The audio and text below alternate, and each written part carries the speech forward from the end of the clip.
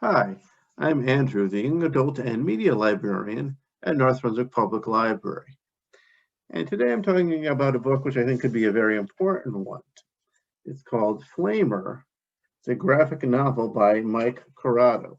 Mike Curato is known as the illustrator and author of children's books. This book is looking at an older audience, although I think mature upper elementary school kids could enjoy it. But I think it's really more for high-end middle school students. And in some ways it's an autobiographical book. There's a lot of Mike Curato in the main character. At least I get the impression based on the afterwards that Curato wrote. And the main character in this, his name is Aiden. And Aiden is a character who feels like he doesn't necessarily fit in.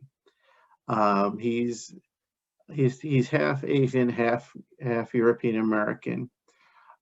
He's chubby, and he finds himself attracted to boys, and he hates himself for it because he's been taught to believe that that's a terrible thing, including the fact that his peers all tend to have very homophobic sense of humor. Now, remember, this book takes place in 1995, so which is people weren't necessarily as accepting of homosexuality as they are today, although that's still very much a problem for a lot of people who do face bigotry because of his sexual orientation. So, poor Aiden, he's just sort of this character that you really want to say, to not be so down on himself, to accept himself. And I think that, I mentioned I thought it was an important book because I do think that a lot of people do face a lot of what Aiden's going through, this sort of self-loathing that they have. And Aiden feels like he doesn't really fit in anywhere, and that's doing a lot of damage to his self-esteem as well. So anyhow, right now he's in the story. The story takes place over several days when he's in a camp for scouting, and that's where and I think that the Boy Scouts at that time were not necessarily accepting of homosexuality as an institution. Again, that's something that's changed over time.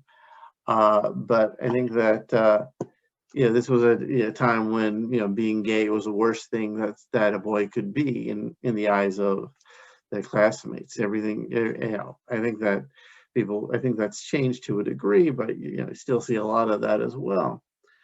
Now the artwork is I think is really good. I think Curato's drawing the characters are very expressive. Most of it is in black and white, but there's also sort of the flame colors here, and that is pretty significant symbolically.